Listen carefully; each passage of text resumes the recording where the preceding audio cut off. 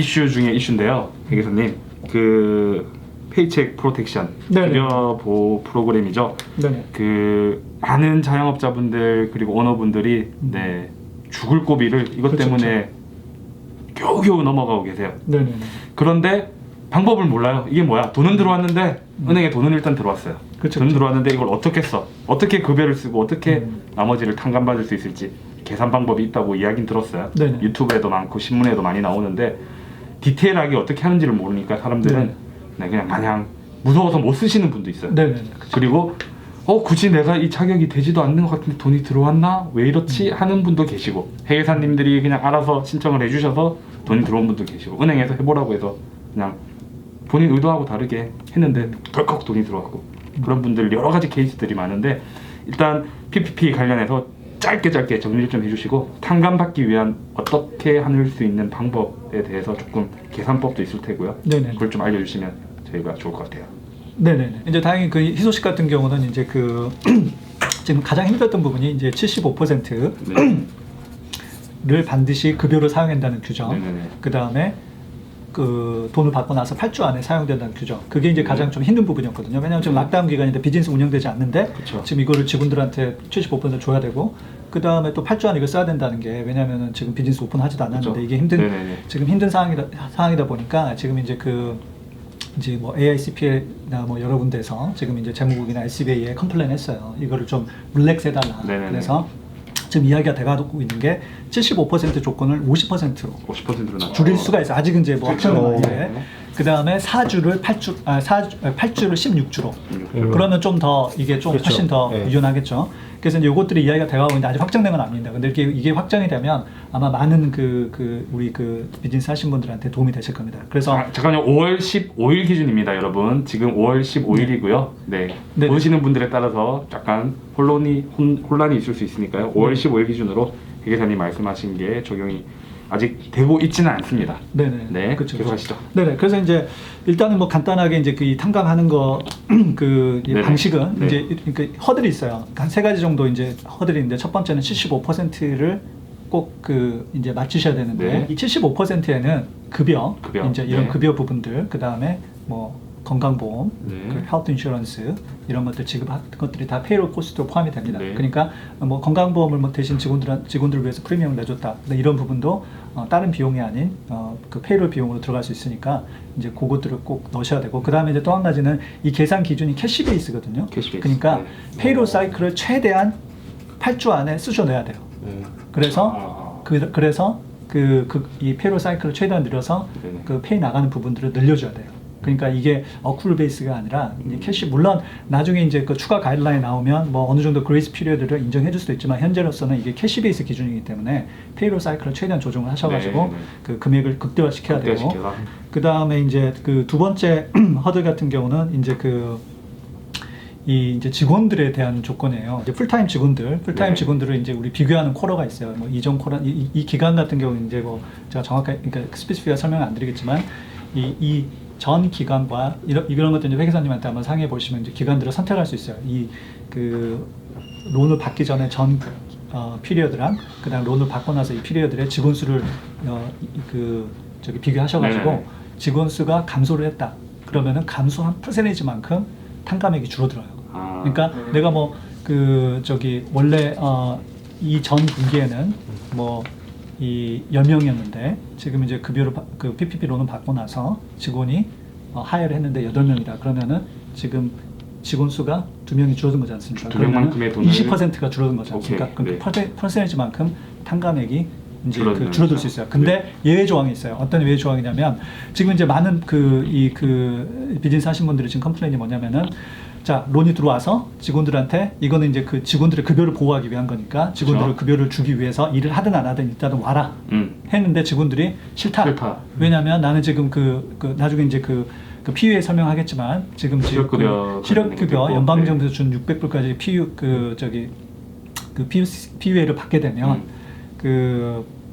PUC를 받게 되면 실제로는 일해서 버는 것보다 더 많으니까. UI를 통해서 네. 받는 게 더 많기 때문에 실제로 그런 얘기 많이 들었어요. 네, 안 오겠다는 거예요. 네. 그러면은 이런 경우 어떻게 하느냐? 직원 수를 맞춰야 되는데 직원들이 안 오겠다고 하는데 이제 그럴 경우에는 두 가지 옵션이 있어요. 첫 번째는 라이딩으로 서면으로 직원들한테 오퍼를 해줘야 돼요.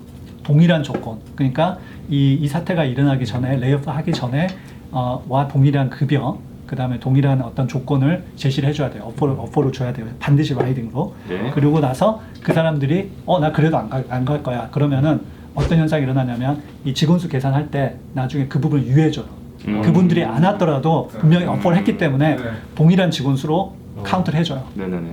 그래서 그거를 유념하셔야 되고, 근데 반드시 라이딩으로 제시를 해줘야 돼요. 그래서 나중에 증빙 서류로 그걸 보여줘야 돼요. 만약에 은행에서 제시했을 경우. 그 다음에 오퍼를 리젝트했던 직원들은 어떤 현상이 일어났느냐? 분명히 회사에서 오퍼를 줬잖아요. 네. 근데 직원들이 리젝을 했잖아요. 네. 그 사람들은 원칙적으로 UI를 신청할 수 없어요. 거기서 스탑을 해야 돼요. 왜냐하면 오퍼를 받았기 때문에. 오케이. 그래서 이제 물론 뭐 현실적으로 이게 이제 지켜지나 아니냐 이거는 이제 뭐 어떤 프랙티컬한 문제긴 하지만 그렇죠. 원칙은 이거예요. 원칙은. 만약에 회사에서 PPP 론을 받아서 직원한테 그 라이딩으로 오퍼를 주면 직원들은 반드시 그걸 억셉트 하거나 리젝을 했을 경우에는 그 UI를 실업급여를 스탑을 해야 돼요.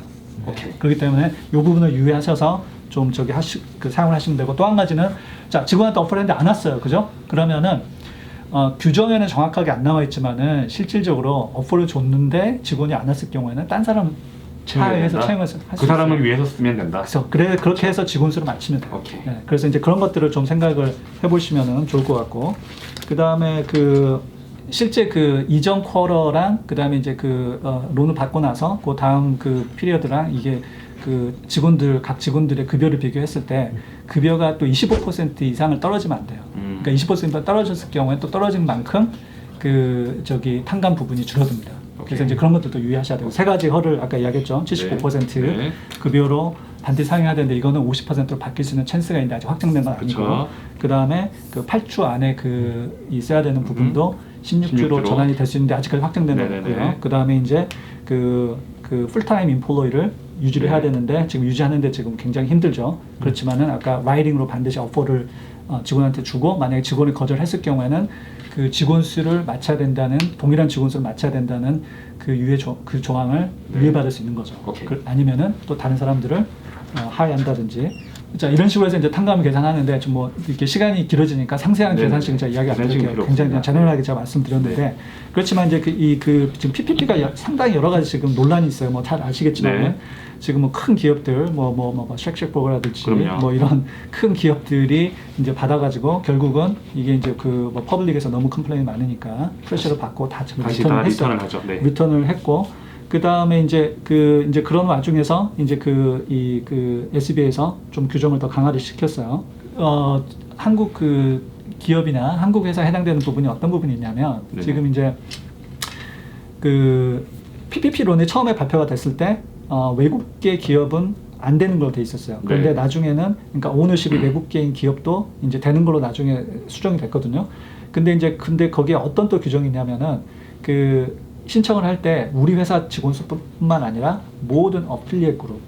그러니까 그러면은 굳이 이 본사를 미국에 있지 않는 본사가 해외에 있다고 하더라도 그 해외에 있는 본사 직원들까지 다 다 계산된다는 합쳐서 거죠. 다 네. 합쳐서 뭐 네. 중국에 있든 뭐 그럼요. 한국에 있든 네. 그 직원을 합쳐서 500명 이상이 될 경우에는 사실 해당이 안 안 돼. 되거든요. 네. 근데 이제 외의 조항이 있어요. 뭐 매니팩처링이나 이런 데는 1000명까지도 돼요. 네. 근데 이제 이런 외의 조항이 있었음에도 불구하고 이런 조항이 있었음에도 불구하고 이제 많은 한국이나 외국계 회사들이 이제 급하니까 어플라이를 했단 네네네. 말이에요. 했는데 이제 그거에 대한 좀 클리어한 가이드라인이 이번 주에 나왔어요. 네. 다시 말하면 이 어필리에이트 그룹을까지 직원 수를 카운트해서 하는 게 해서 500명이나 또는 1000명을 초과할 경우에는 PPP로는 받지 못한다는 게 SB의 입장이라고 네. 클리어하게 이번 주에 그 부분에 대해서 이제 SB에서 가이드라인 줬거든요. 그래서 이 부분에 대한 게 조금 이제 많이 논란이 있을 것 같아요. 이미 받으신 분들도 있을 거 아니에요. 그래서 지금 받으신 분들 같은 경우는 5월 18일까지 네네. 본인들의 조건을 한번 다시 한번 리뷰해야 될 리뷰하고 거고요. 네네. 만약에 5월 18일까지 리턴을 하셔야 돼요. 오케이. 네, 알겠습니다.